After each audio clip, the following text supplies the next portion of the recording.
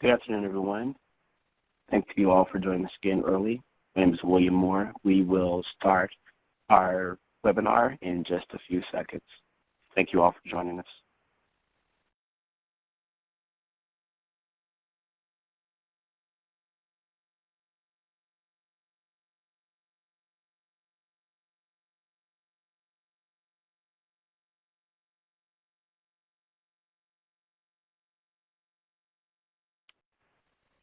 All right, good afternoon, everyone. It is exactly 2 o'clock, and we will begin today's webinar.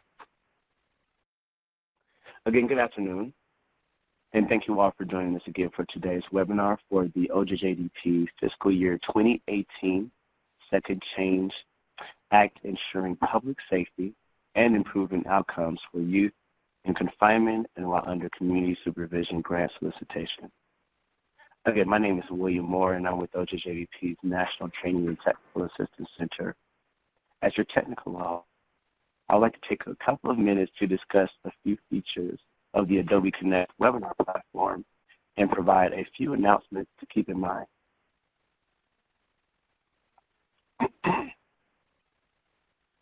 For those wishing to download a copy of the PowerPoint slides and other important documents, you may do so by locating the handouts pod directly above the chat area.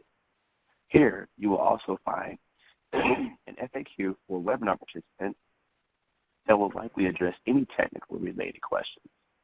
Click on the file name and then click on the download button.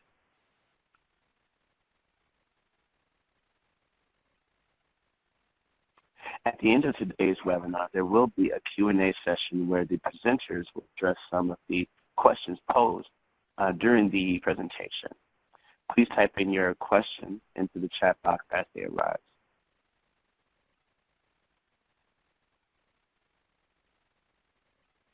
For those of you participating in today's webinar as a group, please take a minute to help us count.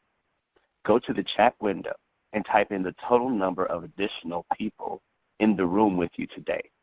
If you are viewing alone, there is no need to type anything into the chat pod at this time.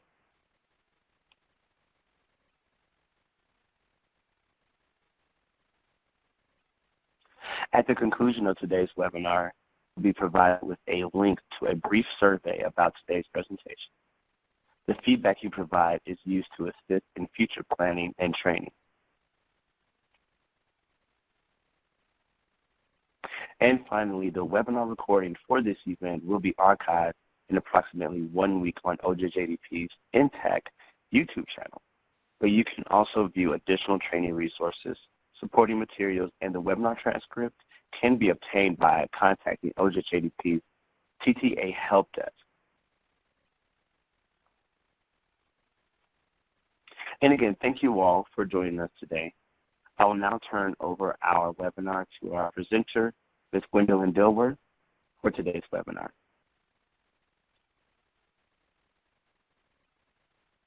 Good afternoon. My name is Gwendolyn Dilworth, and today's session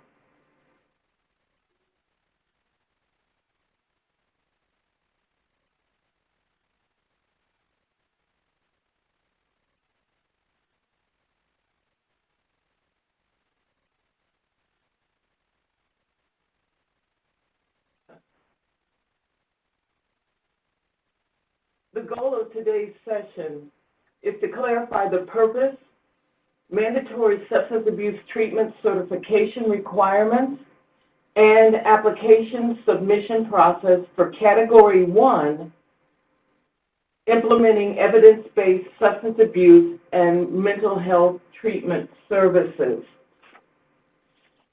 The solicitation has 3 categories, as you probably are aware, and this is for the OJJDP Fiscal Year 2018 Second Chance Act, ensuring public safety and improving outcomes for youth in confinement and while under community supervision. Again, today we will focus solely on Category 1, implementing evidence-based substance abuse and mental health treatment services.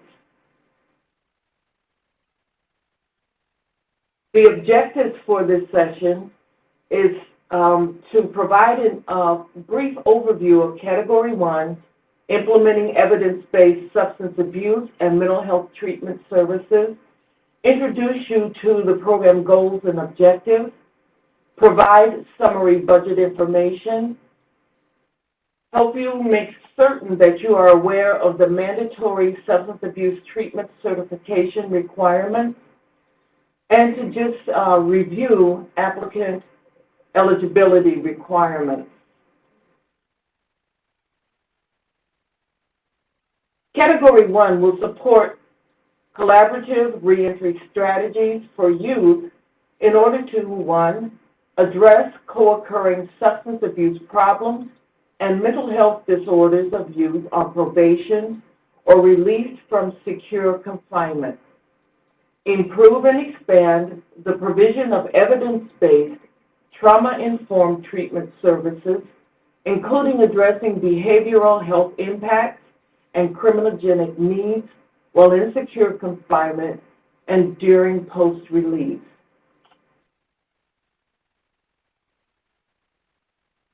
The program goals and objectives include completing a 6-month planning phase that requires OJJDP approval before program implementation can begin.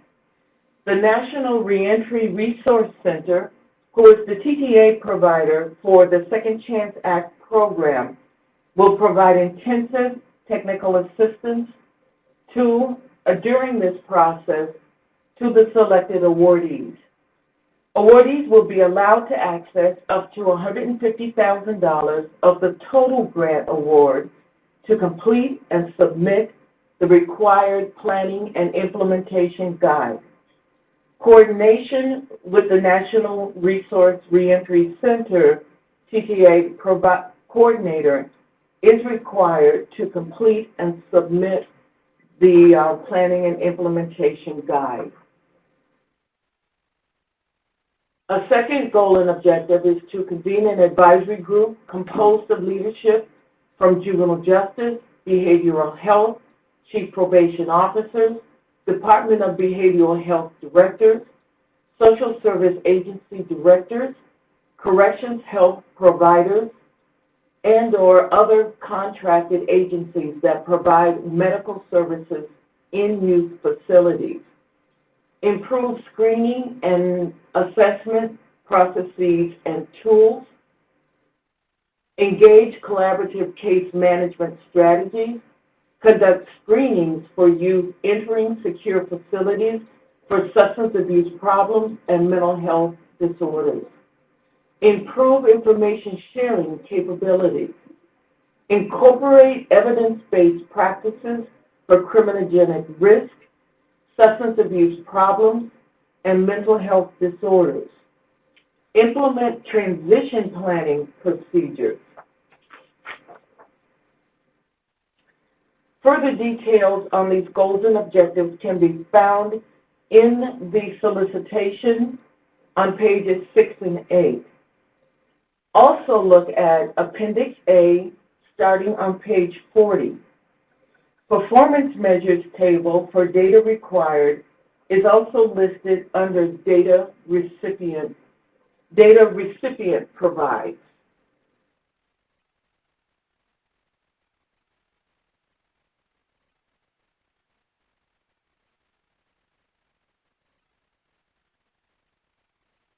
Continuing with program objectives, this application will also advance recovery support services to encourage safe and healthy family engagement.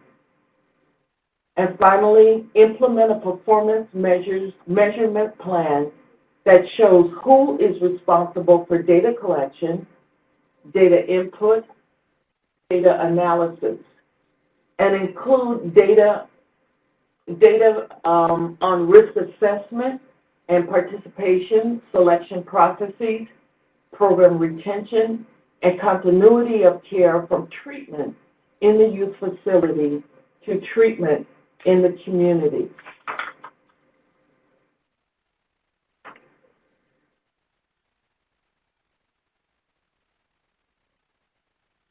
Priority considerations. Provide an independent evaluation of reentry programs that includes, to the maximum extent possible, random assignment and control studies to determine the effectiveness of such programs. There are 6 priorities listed on page 11 of the solicitation. An evaluation, as referenced in this slide, is not a requirement for funding consideration.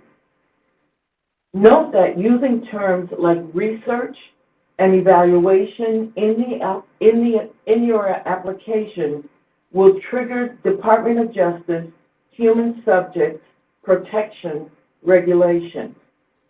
I want to make certain that you are aware of this.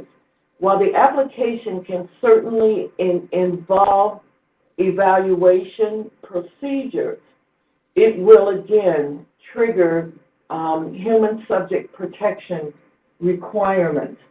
These requirements can delay funding to the program if awarded until they are met.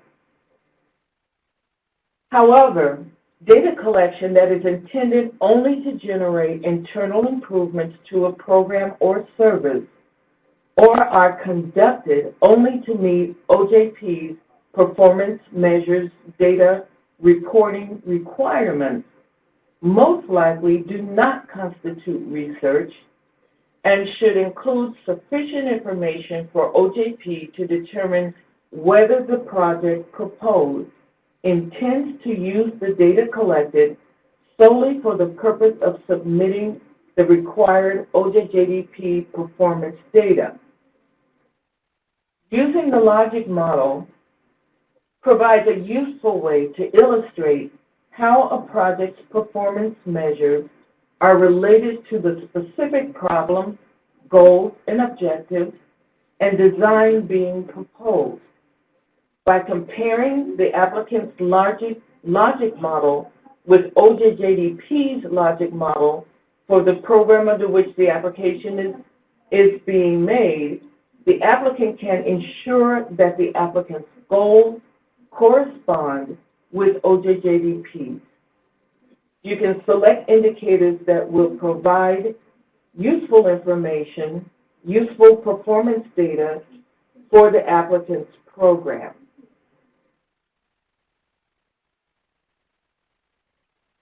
Budget information. Clearly describe every category of expense listed in the budget detail worksheet. First, I want to encourage you to use the budget detail worksheet. It's more efficient and it allows for a more detailed review, and it also keeps you on track for the information that OJP and OJJDP will be looking Applicants should use the combined Excel-based budget detail worksheet and budget narrative that I just referenced. Applicants should also include itemized costs for any proposed equipment that may be proposed. If there are technical difficulties with the Excel version, use the 501 compliant Adobe PDF version.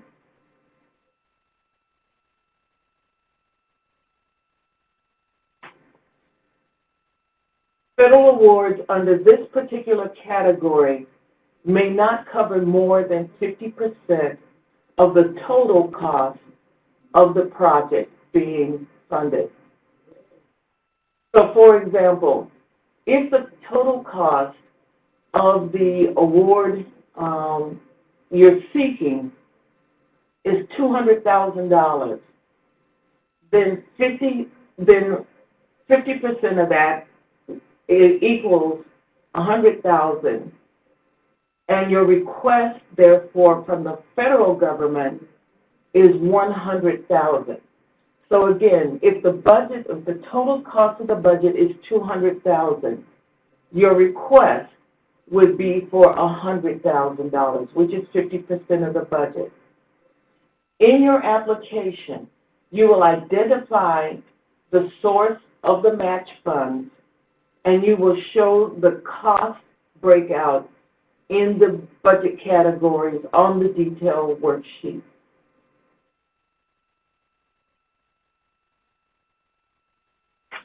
When you see the budget category, these are the different, when you see the budget detail worksheet, these are the various categories you will see.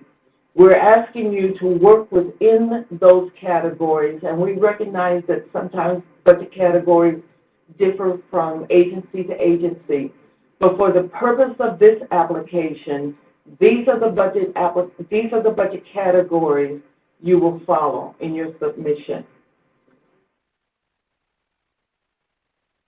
There are several reasons why budgets don't clear, and I've listed some of those considerations before. These are the ones we see most frequently.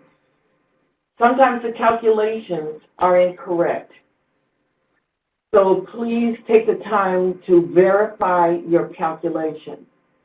Sometimes costs that are included in the budget are not allowed. So you want to make certain that you look at the Department of Justice Financial Guide, which you can Google online, and there's an entire section that addresses unallowable costs. A third reason is that the required cost breakdown by categories is simply missing. People will put in whole costs, but they don't show how those costs break out. For example, if you are putting in travel costs, make certain that you identify the number of people traveling, the number of times they will travel, and the means by which you are traveling, so that that information is included. Sometimes the budget narrative is incomplete or it's missing. And those kinds of problems will result in deductions on the application.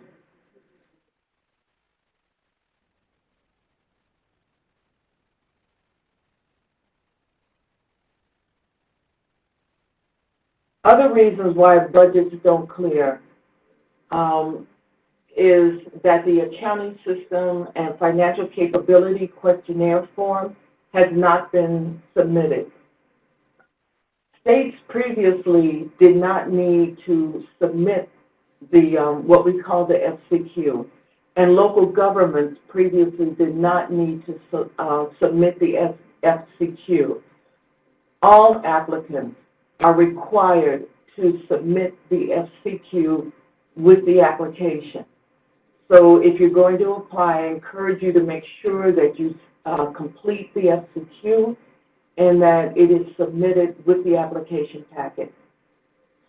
A current federally approved indirect cost rate negotiated agreement is outdated or has not been submitted. So again, please make sure that your ICR is included in the application and that the ICR is current and has not expired.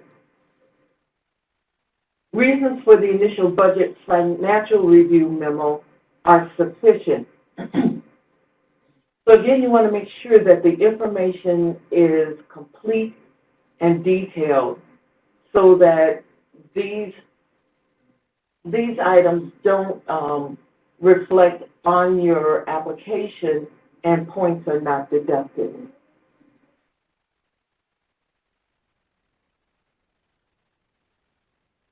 This particular category requires a mandatory certification, which needs to be attached to the application. So please complete the statement of assurance, which is found in Appendix C, to verify any treatment program that may be proposed in this, or that should be proposed in this application. It has to indicate that the treatment will be clinically appropriate, that it will provide comprehensive integrated treatment for substance abuse problems and mental health disorders, And the applicants must provide official documentation that all collaborating service provider organizations are in compliance with all applicable requirements for licensing, accreditation, and certification.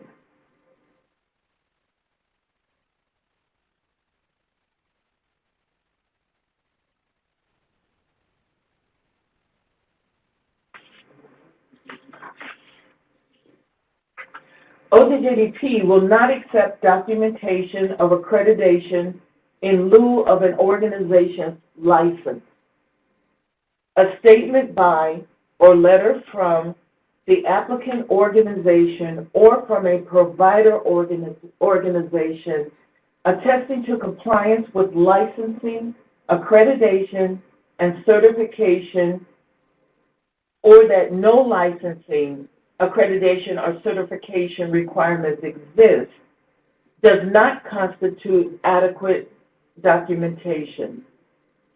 Official documentation is a copy of each service provider organization's license, accreditation, or certification, and this must be submitted in completed form with documents as attachments with the application.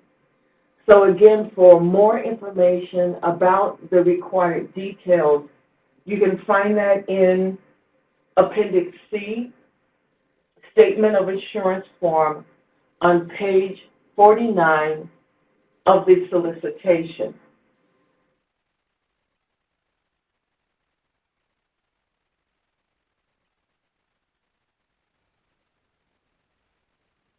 Those who are eligible to apply include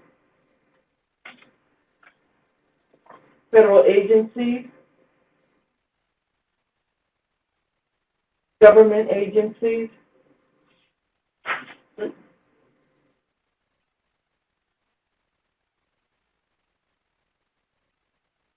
and they are limited to units of local government and federally recognized tribal governments as determined by the Secretary of the Interior. Eligibility determination must show the mandatory certification completed and attached to the application.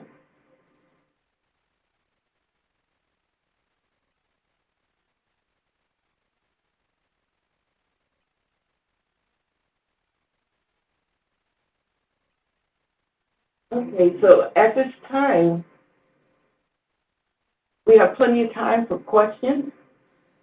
So I'd like to give you the opportunity to ask questions that you may have regarding this solicitation. And again, we're only looking at Category 1.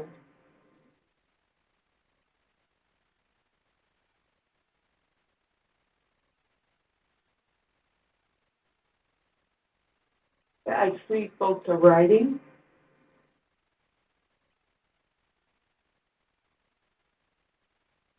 Okay, the first question is, do you have to have completed plans to be eligible to apply? And the answer is no, because you will have the first 6 months of the project will be dedicated to planning. And the National Reentry Resource Center has TTA providers who will be working with the sites that are selected for an award to help them develop the plans. And as a matter of fact, there's a particular, there's a very specific planning process that those who are awarded will go through. And there's a guide that will be provided that will help you look, help those who are selected look very closely at their goals and objectives and how they will implement those goals and objectives and the strategies that will be necessary to also implement the goals and objectives. I see another question. The solicitation states that the applicant must work with a single state agency. Could you elaborate?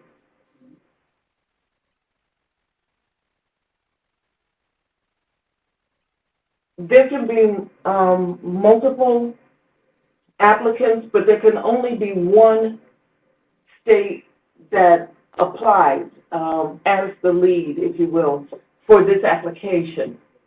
So there can only be one state that is that will be accepting the award. And so that's the reference to the single state agency. That single state agency must also be the one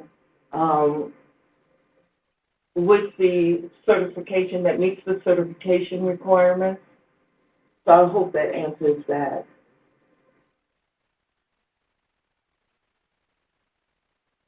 Okay, I see a question regarding how broadly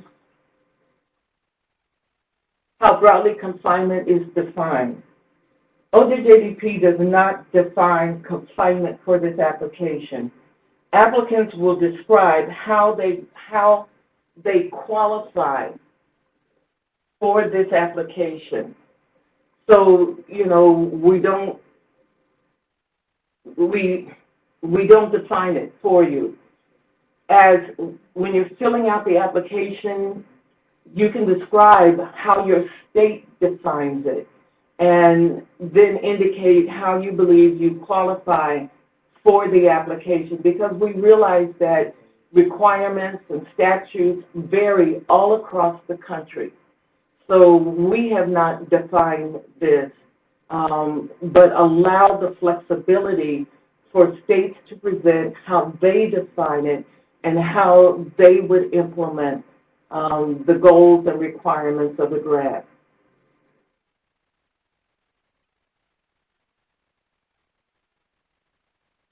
Can you elaborate on the certification page, on what the certification page requires?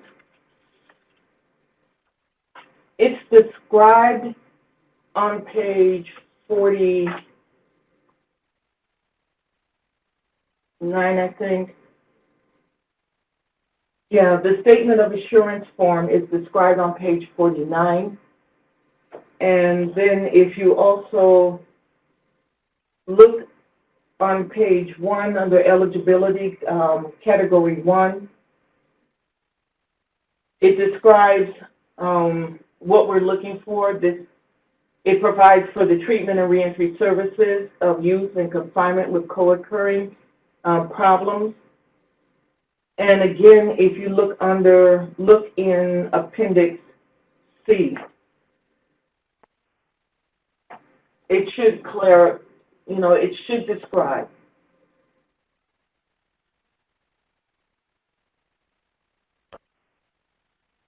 Let's see. We'd like to know, does the definition include state commitment level confinement? Okay, again, OJJDP does not define confinement. The states will describe how they define it and how their definition fits within the confines of the solicitation application.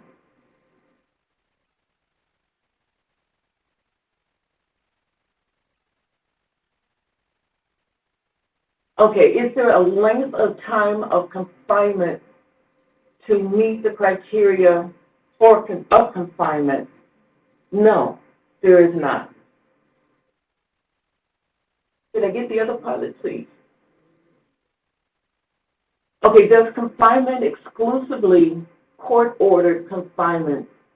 Oh, does it mean exclusively court-ordered confinement, or does it also include those in detention?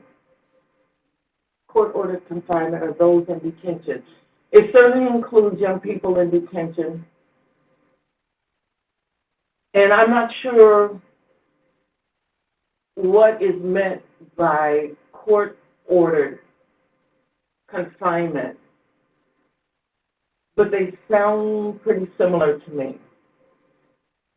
So I don't know if you want to clarify that, or if court-ordered confinement is something that's specific in your jurisdiction, then I would say simply describe that in the application if you're going to submit one, and we can look at it there. Do local governments need to work with the single state agency? Yes, they do. Will the other categories have, presentations? I'm sorry, no, they won't. And the reason is because this particular solicitation was written early on, and part of the planning for this included a webinar to provide information about it. The other two came a little bit later, and plans were not included in those two.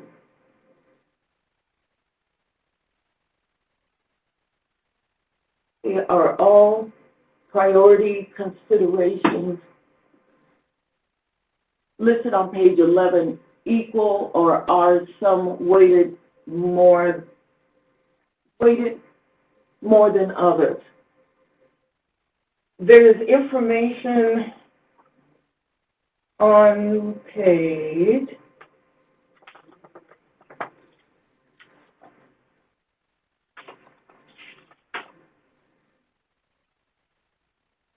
let's see, in your application, there is information on the scoring. Look on page 34 of the solicitation, and it's called E-Application Review Information. And that shows you the basic minimum requirements and how they'll be reviewed and weighted by the peer reviewers.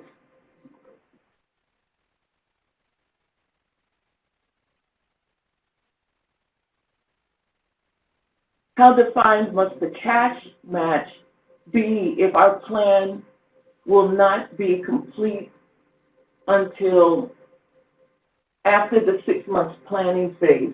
The intent for every applicant is that the planning would be completed within the 6 month planning phase. I'm not sure, what concerns may arise that would delay the completion of the planning. But in order to move these projects forward, our plan is that the planning phase would be complete within 6 months, and sites would be, the selected awardees would be poised to begin implementation activities after the completion of the development of the plan. It is my understanding that of the 50% match, 25 must be in cash form, page 15 of solicitation. For those entities like ours that are cash flow strapped, can we place staff time towards executing this project as matched in lieu of cash? You can provide justification. There does need to be at least that 25% cash match, and the rest can be proposed as staff time. So the answer is there is flexibility. But you would also, if there is a hardship in your jurisdiction, I would also suggest submitting a letter explaining what the hardship is for consideration.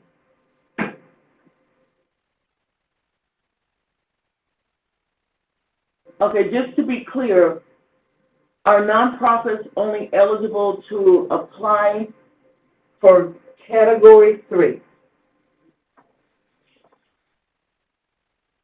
Nonprofits are not eligible to apply for Category 1, and we weren't discussing Category 3.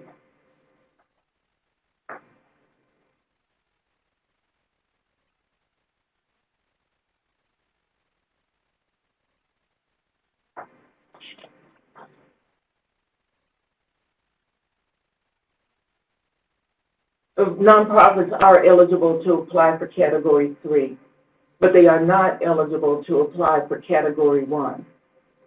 So I hope that's clear, and I hope that's helpful. Do all categories require independent evaluations? Absolutely not. And I hope that you heard what I was saying about evaluations. We are not requiring evaluation. If you submit an application that includes evaluation, it will result in additional special condition requirements to, it's called protection of human subjects, and it can delay funding to the program. Evaluations, on the other hand, if you have enough data and you are poised and ready to evaluate efforts that may already be underway, we encourage you to do that. I just want you to be aware, in my experience, it has been that most organizations are collecting data required in order to meet the performance measures of the program. That is very different from conducting a formal analysis that could involve human subjects as part of the work. So I really hope I'm making that distinction very clear. Evaluation is not required, but you have the option to include an evaluation component in this program.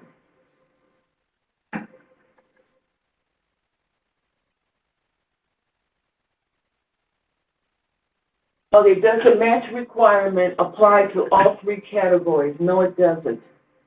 So you need to read each category, look in the budget section, and it will break that down for you. But for Category 1, a match is required.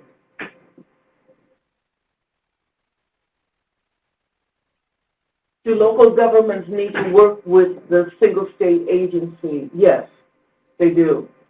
We're looking for agencies that are coordinating services with other agencies, and this is a collaborative effort.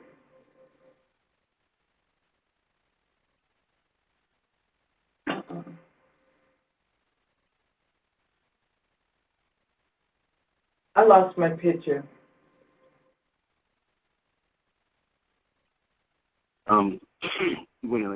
Did it go away completely for you? Yes. Okay, I can assist you by reading some of the questions if you like. Okay. Okay. So I think there was a part of the discussion that one of our participants wanted to rephrase just pertaining to the cash flow. So they wanted to ask, can some of the cash match be defined during the initial 6 months of planning? No, it needs to be included in the application. Now, certainly adjustments can be made, modifications could be made at a later point, but in order to be considered and to meet the bare minimum requirements, it must be reflected in the application. Okay. All right. Oh, and the participant says thank you for that clarification. Okay, thank you. Mm-hmm. The next question that came in, and I want to just make sure, I believe you already discussed about the matching applying to all three categories. It looks like the next question is, do local governments need to work with single state agency? Yes. Okay. And a participant wants to know regarding priority consideration number 1, is this referring to disproportionate populations within the geographic area as compared on a national, state, or local level?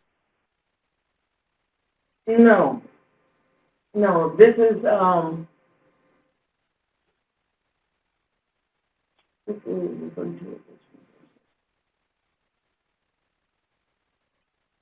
okay, for this writer, were they looking at category number 1?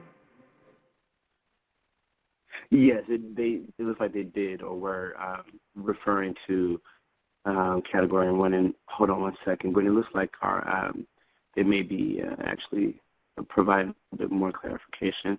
I believe they, okay, yes, it is category 1 that they mentioned. They also mentioned, I believe, page 11 as well.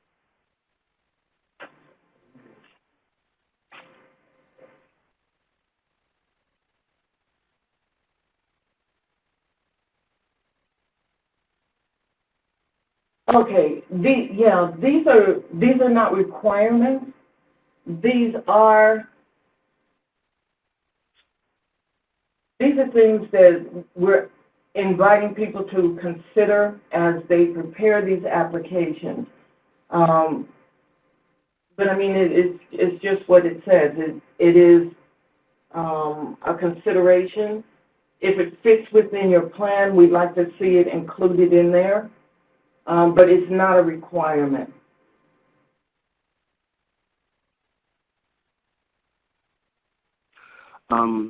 It looks like someone wanted to know where the information regarding the single state agency was located. Okay, I don't have that right offhand. Okay. Okay.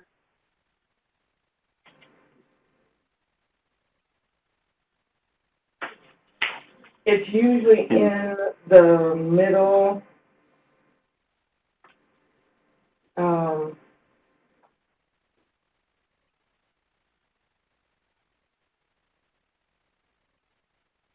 It's usually in the midsection of the solicitation. I can't give you a page right now.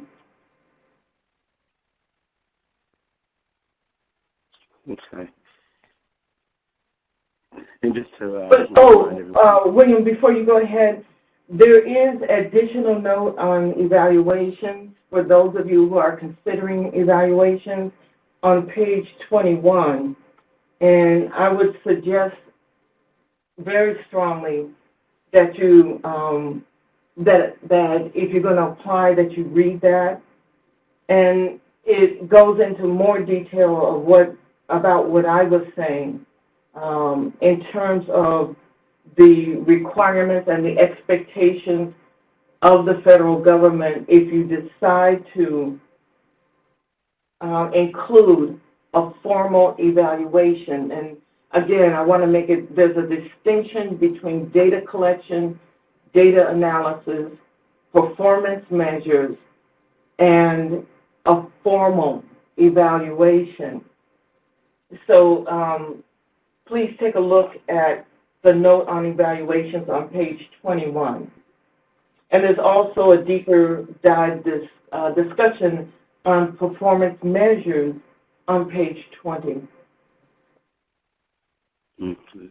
And it looks like some folks are also mentioning page 2 of the solicitation regarding the information for the single state agency, that it may have some information there as well, and that there, I believe, is a directory on the website, SAMHSA as well. Yeah. Right, SAMHSA, you're right. Good. Yeah, this is a directory there on the website that lists each state's as a state content. Okay. Okay. We have a point of clarification as well, and thank you, participants, for providing that website in the chat as well. Appreciate that. We have a point of clarification as well, Gwendolyn. It looks like one of our participants wanted to clarify on what possible disproportionate populations to address to meet priority area number 1. Understanding it's not a requirement. Would it be a population disproportionate from one state to another, or one city versus another within their area? And then could you give an example of a disproportionate population? In terms of your application, I would think that you would be applying to populations that are within your jurisdiction.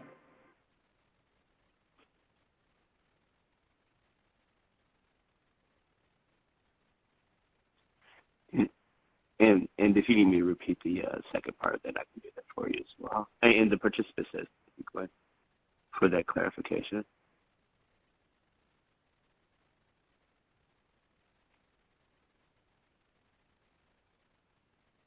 And it looks like the second part, they just wanted to know if you had an example of disproportionate population.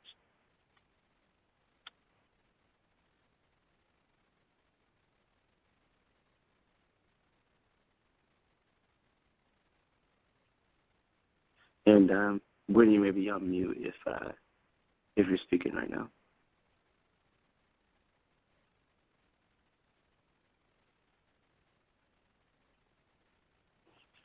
Okay.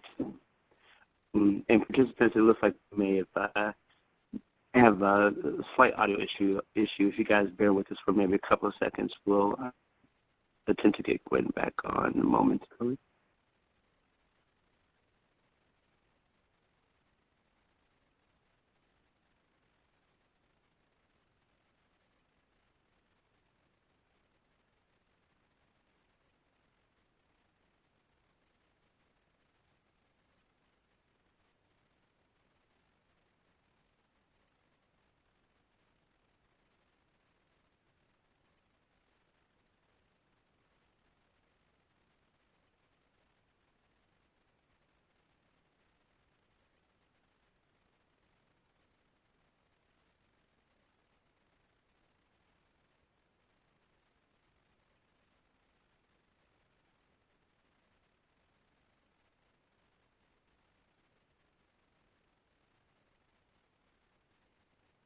And just as a reminder to our participants, you can still continue to enter in your questions in our chat pod while we get Gwendolyn's audio reconnected to our system. So if you have additional questions, we still have quite a bit of time left as well. So if you have additional questions, please feel free to continue to enter them while we troubleshoot with Gwendolyn.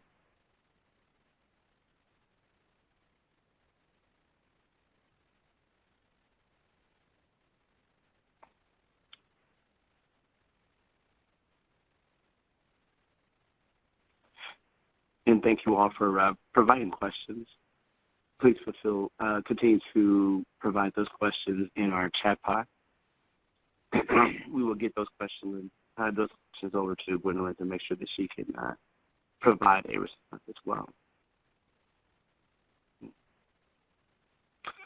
And just as a reminder for our participants, if you go into the handout pod, and you need access to the handouts for today's webinar, including a copy of the PowerPoint for today, you can access that in the handouts pod.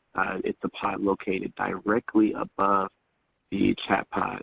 Just simply go and select the file name, select download file, and the file should be able to get directly to your desktop there. And if you need assistance with getting that, please let us know, and you can contact the help desk, and we can be sure to assist you with that as well. All right, just wanted to see if Gwen was able to join back on the line. Yeah, sorry about that. With the file, we can, if you contact the help desk, we can go ahead and make sure that we get the copy of the PowerPoint directly over to you for today's presentation. So apologies if you're experiencing some issues with the file and it's being downloaded, so we can go ahead and just make sure that we get that file to you. Yeah, sure, you're welcome. Our pleasure. Yeah. So to everyone, looks like we are still having audio issues right now. If you submitted your questions, thank you. We will continue to take those. If you have no additional questions, and no worries about that, we can just make sure that we get those over to individuals and appropriate individuals and get them answered for you. And so just want to go over a few quick reminders for everyone regarding some information. If you need more information about this grant solicitation, please feel free to contact or utilize the contact information that's on the slide here.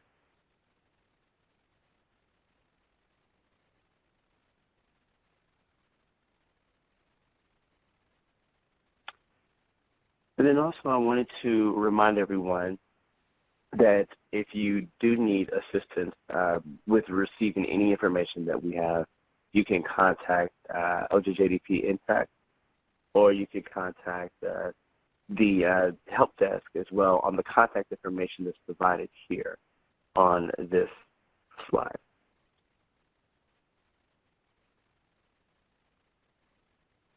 And just as a reminder to everyone, for those of you who may want to revisit this specific webinar, that we will have the webinar recording available and archived in approximately 1 week, probably sooner. It will be located on OJJDP's YouTube channel. And so if you would like to revisit this webinar, you can feel free to go to our YouTube channel and access the webinar. And last but certainly not least, we want to definitely encourage you all to please take a moment to provide feedback on our survey. The feedback that you are providing is and will be used to help assist us in future planning and training of the webinar. So again, everyone, thank you all for joining us today. You all take care and have a great afternoon. Thank you, everyone.